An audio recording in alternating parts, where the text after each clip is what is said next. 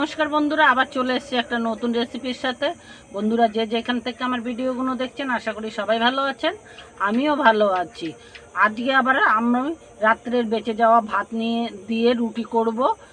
শুরু থেকে শেষ পর্যন্ত ভিডিওটার সঙ্গে থাকার অনুরোধ রইল। আর হলো গিয়ে আমাদের সকালবেলা টিফিন বা বাচ্চাদের টিফিন, অফিসের টিফিন দিতে খুব ঝামেলা হয়, বেলাবেলির কাজ। সেজন্য আমি বিনা বেলার ঝামেলা ছাড়াই আমি টিফিনটা তৈরি করে দেখাবো আপনাদেরকে। আমার চ্যানেলে যদি নতুন হয়ে থাকেন, চ্যানেলটাকে সাবস্ক্রাইব করবেন, বেল আইকনটা। দেখুন, আমার রাত্রে এক বাটি বেঁচে গেছে ভাতটা। আমি এটা একটা বড় মিক্সির জার নিয়েছি, আমি এর মধ্যে নিয়ে নিচ্ছি। আমি মিক্সির জারে ভাতটা নিয়ে নিয়েছি। আমি কিন্তু একদম মিহি করে পিষে নেবো। এর মধ্যে আমি একটু জল দিয়ে পিষে আনছি। আমি এখানে পিষে নিয়ে এসেছি। আমি মোটামুটি খুব গাঢ়ও করিনি, আবার খুব পাতলাও করিনি, এরকমভাবে পিষে নিয়ে এসেছি। আমি এটাকে বের করে নিচ্ছি পুরোটা। এইখানে আমি হলো ভাতটা পিষে এনেছি, আর আমি এখানে ছোট্ট একটা বাটির মতন হলো গিয়ে আমি ময়দা নিয়ে নিয়েছি। আমি এটাও এর মধ্যে দিয়ে দিচ্ছি। আমি স্বাদ মতন নুন দিয়ে দিচ্ছি। এখানে ময়দাটার ভাতটাকে একসাথে করে মিশিয়ে নেব ভালো করে।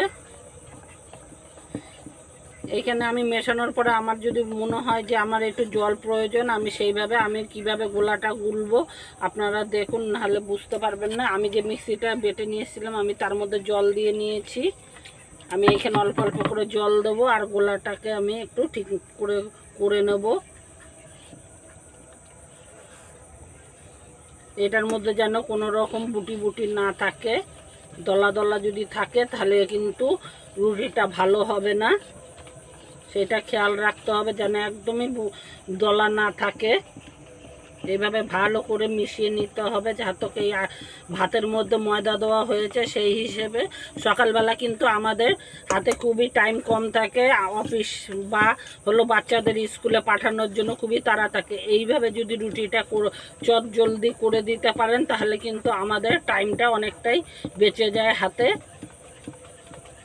এখানে আমি ব্যাটারটা করে নিয়েছি এইভাবে। দেখুন, খুব মোটা হবে না, আবার খুব পাতলাও হবে না, কিন্তু এইরকমভাবে করতে হবে।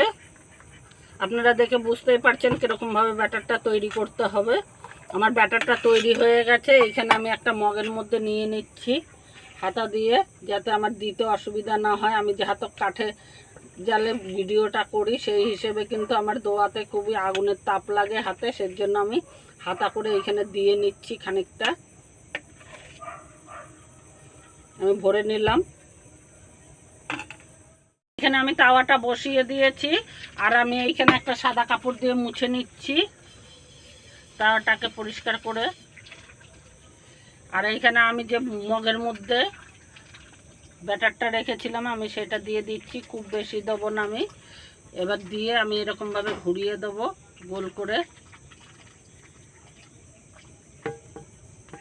দোয়াটা আমার হয়ে গেছে। যতক্ষণ ওপরটা না শুকাবে ততক্ষণ কিন্তু আমি আস্তে আস্তে জাল করতে থাকবো। এখানে আমার উপর পিঠটা শুকিয়ে গেছে। আমি একটা দিয়ে উল্টে দিচ্ছি। এটা কারণ কি, এইভাবে উল্টে দিচ্ছি এই পিঠটা। এবার আমি জাল করব। এটা যদি গ্যাসে করা যায় খুবই সহজ হয়। এটাকে আস্তে আস্তে এরকম জাল করে করে এই পিঠ করে শুধু ভাজতে হবে। এটা একটু ওই পিঠ হতে দিচ্ছি। ওই পিঠটা হয়ে গেলে দেখুন, বেলা ছাড়াই কিন্তু শুকনো রুটি করা কোনো অসুবিধাই না। এটা একদম ফুলকো রুটি হবে, নরম তুলতুলে। আমার একটু সেকা হয়ে গেছে। এবার আমি আবার উল্টে দিচ্ছি। দেখুন, এবারে এইভাবে চাপলেই কিন্তু একদম ফুলকো রুটি হয়ে যাবে, ফুলে পুরো। আস্তে আস্তে এরকমভাবে চাপতে হবে।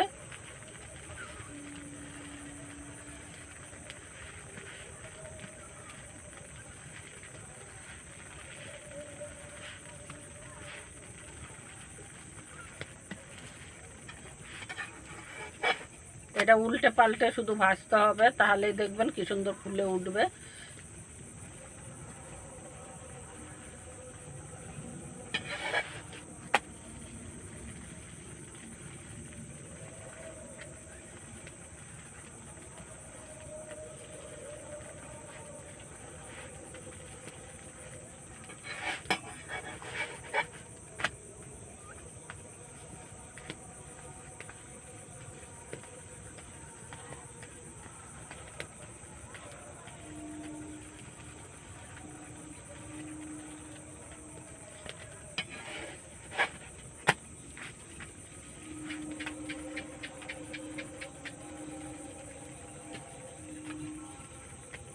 এরকম কিন্তু চেপে চেপে করতে হবে, তাহলে রুটিটা কিন্তু খুব সুন্দর ফুলে উঠবে।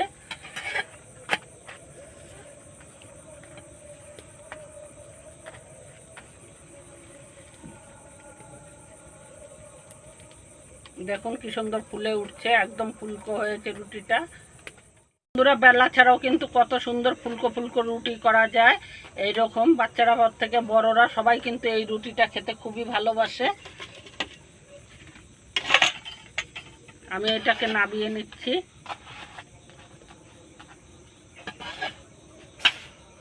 এইভাবে আমি আবার আপনাদের বোঝার সুবিধার জন্য আরেকটা দিয়ে দেখাচ্ছি। আবার মুছে নিচ্ছি প্যানটাকে, এইভাবে চাটুটাকে মুছে নিতে হবে। যতবার দেবেন ততবারই কিন্তু মুছে নিতে হবে।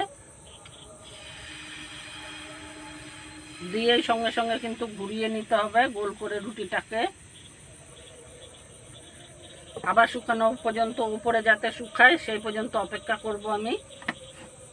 এটাও আমার উপরটা শুকিয়ে গেছে দেখুন, তারপরে কিন্তু উল্টাতে হবে, নাহলে কিন্তু এক পিঠ না শুকালে কিন্তু এইভাবে উল্টানো যাবে না। এইভাবে যদি হয় খুব তাড়াতাড়ি সহজেই রুটিটা হয়ে যাবে।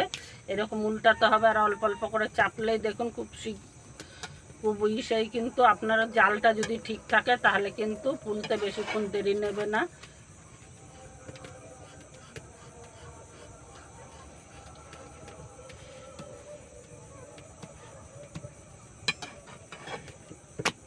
এভাবে বারবার উল্টাতে হবে আর চাপতে হবে, তাহলে রুটিটা দেখবেন একদম পুরো ফুলকো হয়ে যাবে।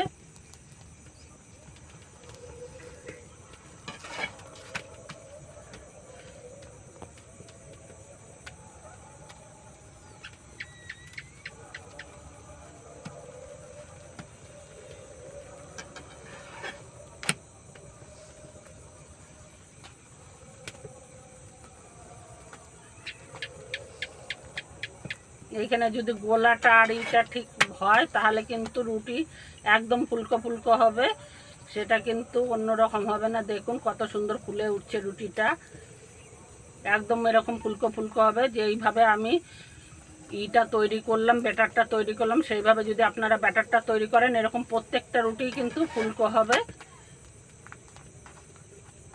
আমি নামিয়ে নিচ্ছি। সব কটা রুটি তো দেখানো সম্ভব না, কারণ কি সব কটা রুটি দেখাতে গেলে ভিডিওটা অনেক বড় হয়ে যাচ্ছে, সেই জন্য আমি বাকি রুটিগুলো এইভাবে ভেজে আপনাদের দেখাচ্ছি। ভাত দিয়ে কত সুন্দর, রাত্রের বেঁচে যাওয়া ভাত দিয়ে কত সুন্দর নরম একদম তুলতুলে রুটি হয়।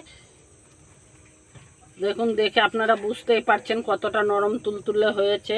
আর আমি ছিঁড়েও দেখাচ্ছি, দেখুন একদম কিন্তু পুরো ফুলেছে, ফুলকো ফুলকো হয়ে আমার সব রুটিগুলো ফুলেছে। দেখলেই আপনারা বুঝতে পারবেন যে এটা ফুলেছে। দেখুন পুরো একদম বলের মতন করে প্রত্যেকটা রুটি কিন্তু ফুলেছে।